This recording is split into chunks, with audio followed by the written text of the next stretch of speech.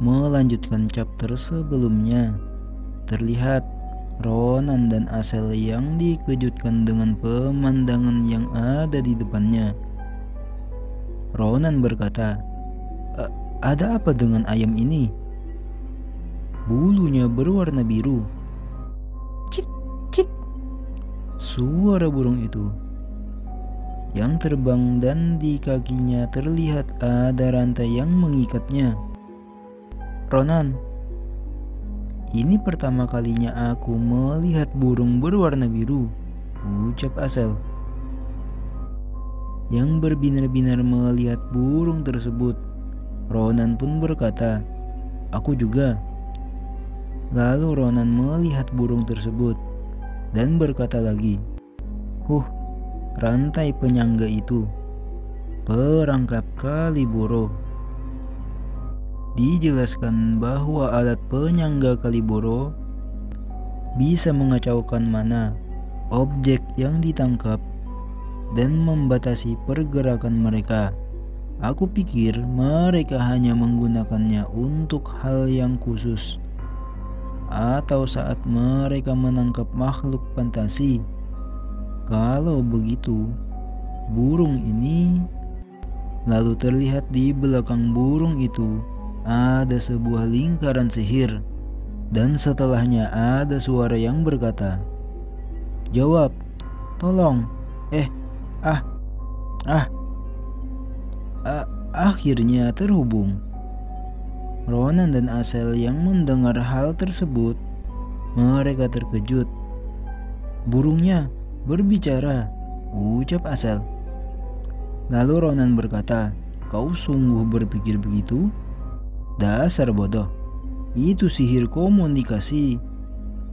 Lalu Ronan bergumam, "Dilihat dari waktu dia keluar dari sana dan langsung berbicara pada kami, ada kemungkinan kalau karung itu punya fungsi untuk memblokir mana." "Apa kau pemilik burung ini?" tanya Ronan. Itu benar. Namaku Paren, dan aku sedang meneliti monster fantasi di sebuah lembaga. Akulah penjaga burung." "Bukan, aku penjaga Marpes. Tidak peduli seberapa banyak aku mencoba untuk berkomunikasi, itu tidak pernah berhasil. Tadinya aku ingin melaporkan ini, tapi aku sangat lega. Tapi maaf, sudah lancang."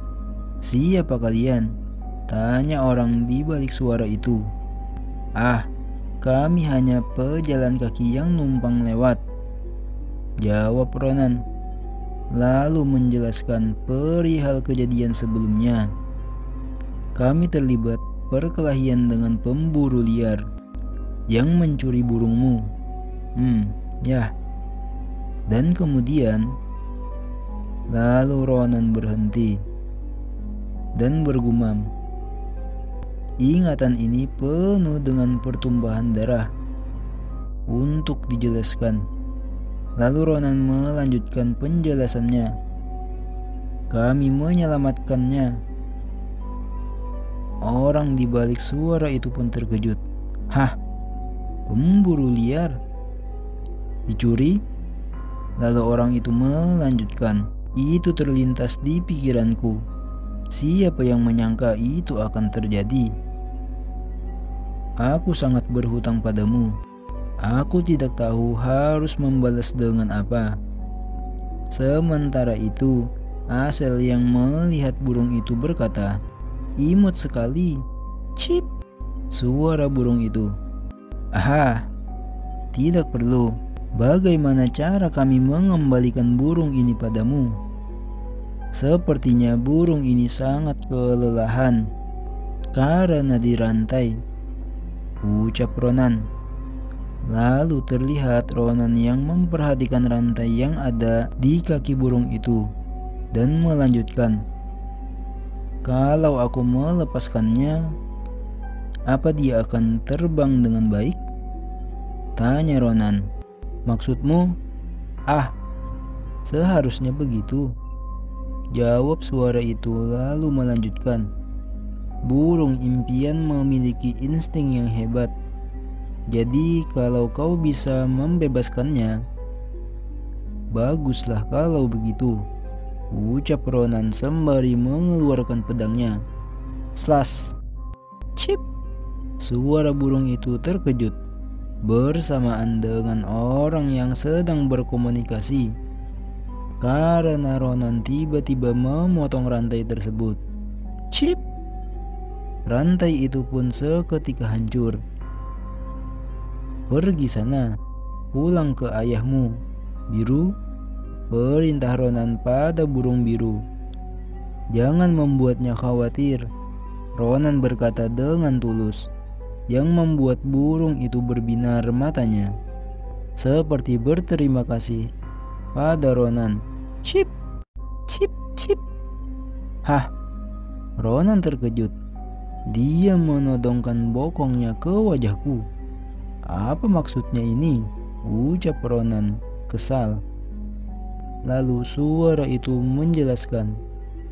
Dia memberitahumu untuk mencabut bulunya sebelum dia pergi. Sepertinya dia ingin bertemu denganmu lagi. Terlihat saat Ronan mencabut bulu itu, Asel juga memperhatikan. Sembari suara orang itu terus menjelaskan, setelah mencabut bulu burung impian, bulu itu bisa menunjukkan tubuh aslinya, seperti kompas. Kau sudah mencabutnya. Kalau kau ingin datang ke lembaga, tolong kunjungi Marpes atau aku. Penjelasan, kalau tidak salah, Marpes itu nama dari burung biru atau burung impiannya, guys. Oke, lanjut. Terlihat burung itu terbang ke atas dan suara itu mengiringinya dan berkata, aku pasti akan membayar hutangku. Swoosh, ship. Burung itu terbang dengan cepat meninggalkan Ronan dan Asel. Burung itu sangat cepat, ucap Ronan. Tapi Asel melihat ke bawah dan berkata, apa yang kau pegang, Ronan? Tanya Asel. Ronan pun melihat. Kalau dipikir-pikir lagi, tercium bau. Lihat mereka berdua yang memandangi telapak tangan Ronan. Apa ini? Lalu scene berpindah. Beberapa hari kemudian memperlihatkan di sebuah kota ada karapan barang dan beberapa orang yang sedang memindahkan barang-barang yang dibawa. Lalu scene berpindah lagi, memperlihatkan seseorang yang sedang mencek dan meneliti barang. Orang itu berkata, oh, nilai permata ini dan ketelitian membuatnya ini benda yang menakjubkan.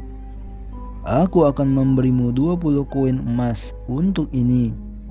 Memperlihatkan seorang pria paruh baya yang dimana adalah seorang pedagang, pemilik perdagangan karabel bernama Duon Karabel. Lalu Duon berkata, dipikir-pikir semua item yang kau bawa punya nilai yang bagus. Ini pasti hari keberuntunganku. Kalau dipikir lagi, aku bisa membantu pelanggan yang berharga. Terlihat Ronan dan Asel yang sangat senang. Lalu Ronan berkata, akhirnya aku bertemu orang yang memahaminya.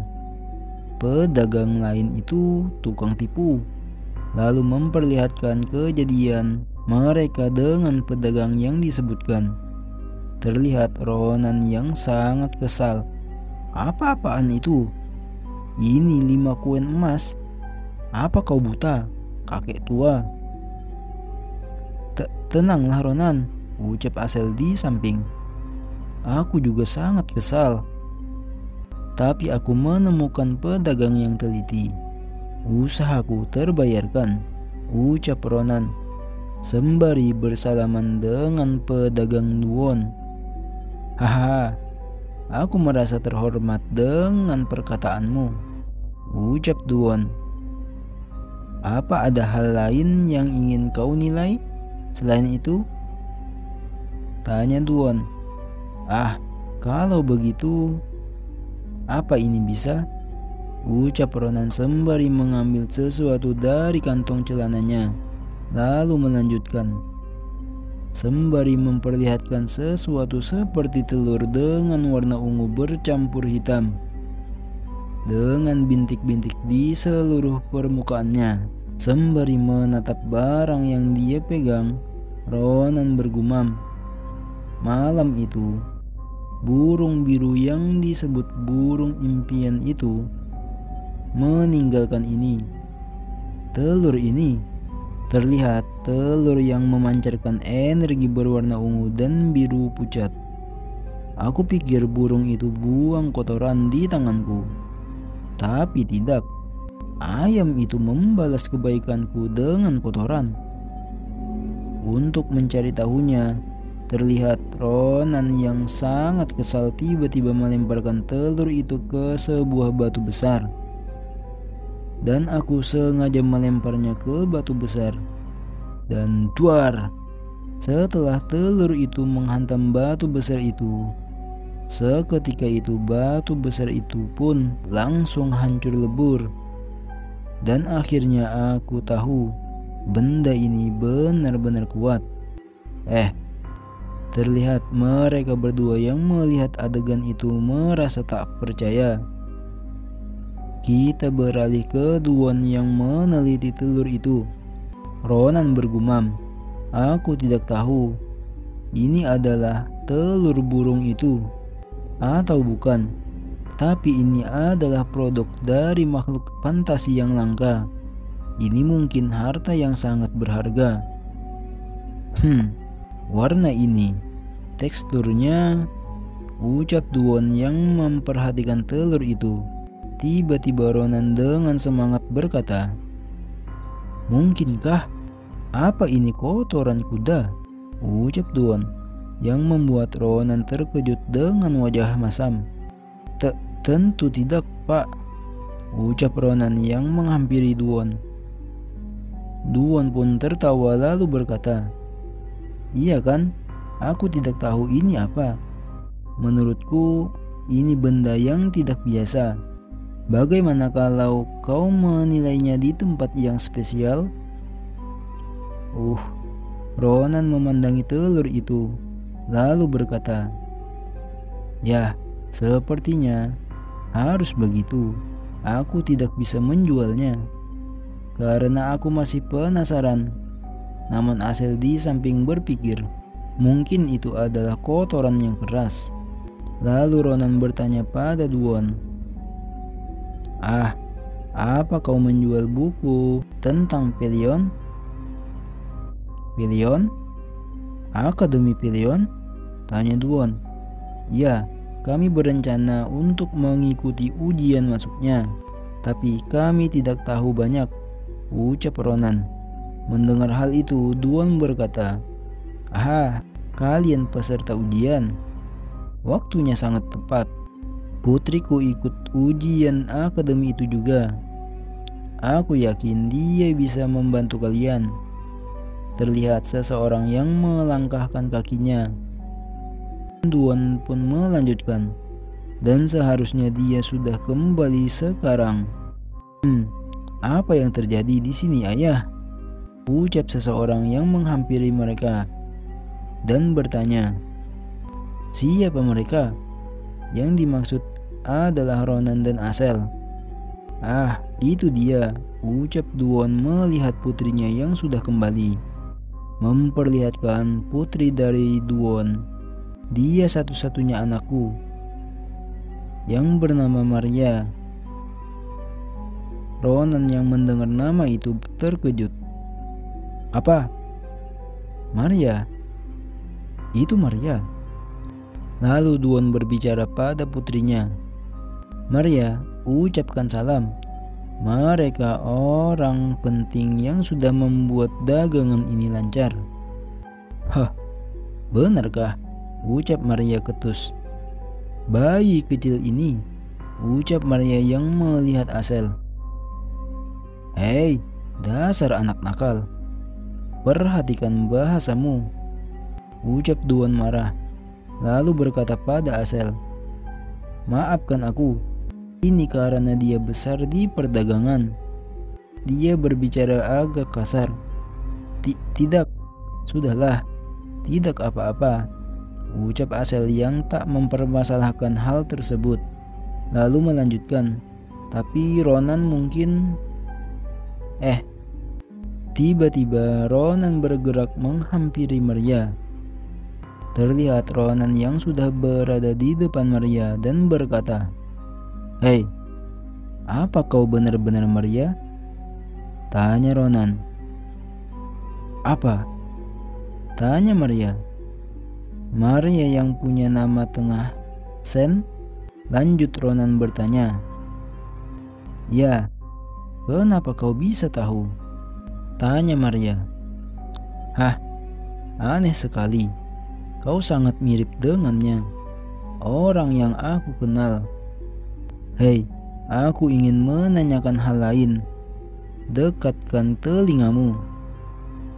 "Tunggu, apa yang ingin kau tanya?" Ronan pun berbisik. "Begini, apa mungkin kau punya sesuatu di bawah sana? Sebuah kok."